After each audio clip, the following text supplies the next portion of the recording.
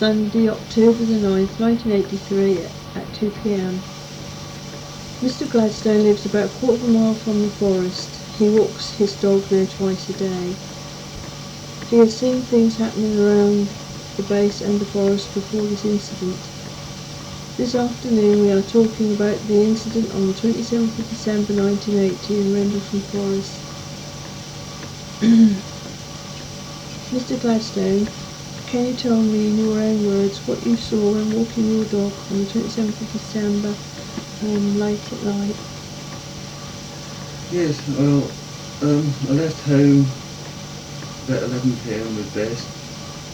We walked up to the wood where I saw lights where I assumed they come from the base, but when we got a little closer, they weren't. They were coming out of the wood.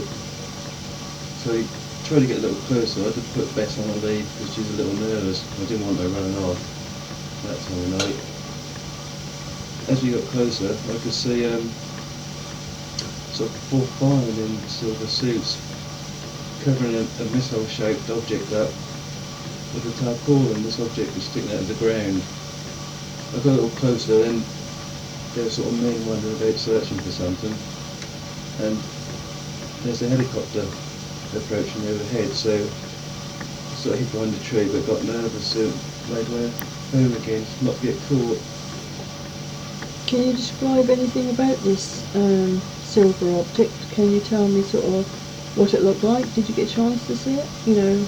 Well, kind of. It's sort of a silver missile shape, sort of almost sort of dug into the ground, sticking out a little bit, and reflected some of the lights that the men had. Do you know how tall it was? How high it was? No, I couldn't get a good size at that time of night, not really. Plus I was a little bit nervous and wanted to get away. Do you know what they were covering it over with? Yeah, kind of, well, pretty tarpaulin sort of thing, thick sort of material sheet. Did you see any other men around? I mean, beside the 4 firemen? Well, you said there was other men there, but I mean, what were they doing? Kind of searching the woods, with lights and that. That's what made me nervous, because I didn't want to be questioned what I was doing out in the woods and that, where I was only really just walking the dog.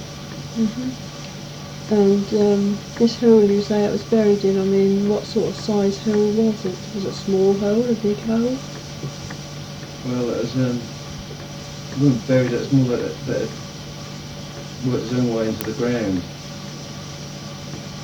It was the same size as the object, basically, sort of like fitting tightly into the ground.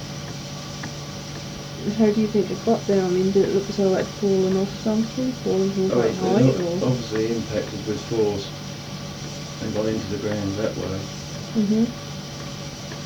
Judging by its angle and the sort of everything sort of stuck firmly, and when they were covering it up, it wasn't moving about, it was stuck solid.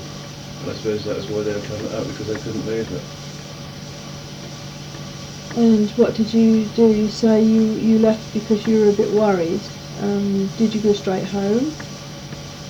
Yeah, I mean, took the dog to the side and walked off because of unusual behaviour. Obviously used to walking through the woods, and the unusual behaviour, the men, the lights and all that, didn't seem right. I just wanted to get away again, not want to get involved. And did you tell anybody about it? You know, did you say anything when you got home, or did you say anything to anybody else any time? Yeah, I mentioned it to a wife, and spoke to a few of the neighbours about it. And what did the neighbours say? Or what did your wife say? Well, she seemed a little concerned that don't be anything out there.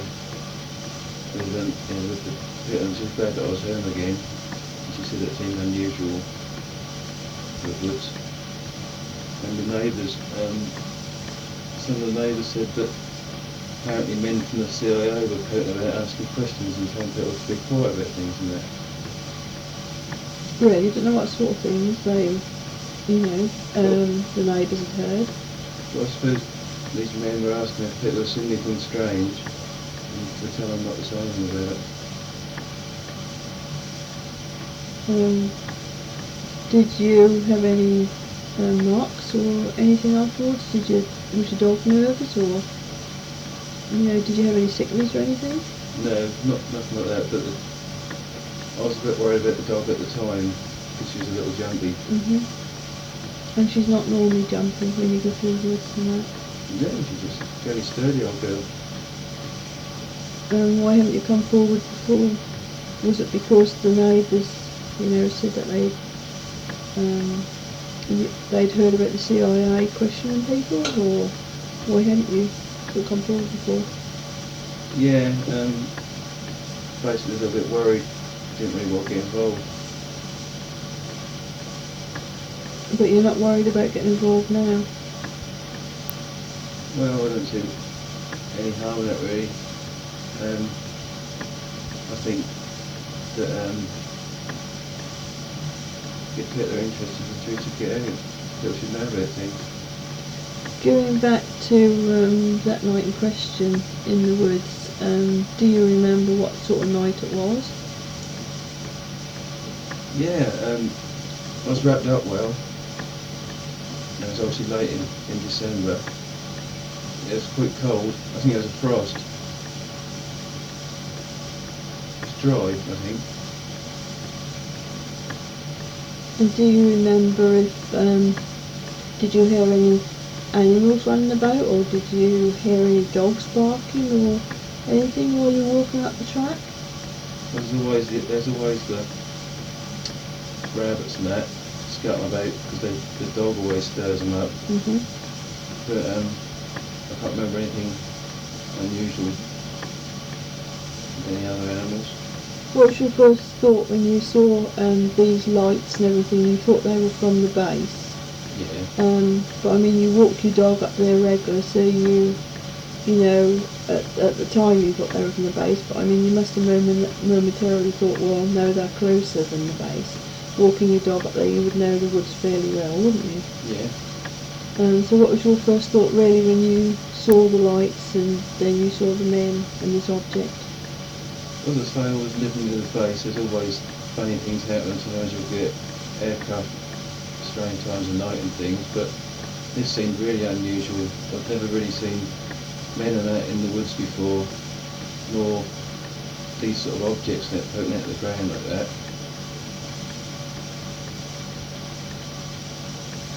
So did you see any fire engines around or any trucks or anything? No. You didn't? Just remember the tarpaulin and the lights. And I didn't dare look around too much. So, well, you know the story about the UFO that was supposed to have came down in Rendlesham Forest and supposed to have crashed down. Yeah. I mean, did it look like anything like that to you? I mean, what you could see of it? Like a UFO? Yeah, do you think that looked like a UFO or parts of a UFO or anything? What, you mean a spacecraft? Yes. I didn't know. I didn't really have much to do with spacecraft. I'm not sure what they supposed to look like. But you don't think this looked like an object that would hold aliens, how can I put it to you? Somebody was controlling it. Well, if they did, they didn't control it very well because that would obviously crash landed. I've heard stories about dinosaurs that could possibly be something to do with that sort of thing. You never know with the Americans. And you definitely think they were Americans that were there that night? I would have thought so, being so close to the base. And if they weren't, if there were other people in the woods, I should imagine that the Americans would have wanted to know what they were doing so close to the base. But what you saw that night, there definitely wasn't 200-300 men there. No, there weren't that many men. No. Right, thank you very much. Have you got anything else to add? Is there anything else you can remember about that night? No, I don't think so, but if I think of anything else, I'll get in touch. Alright, thank you. Right.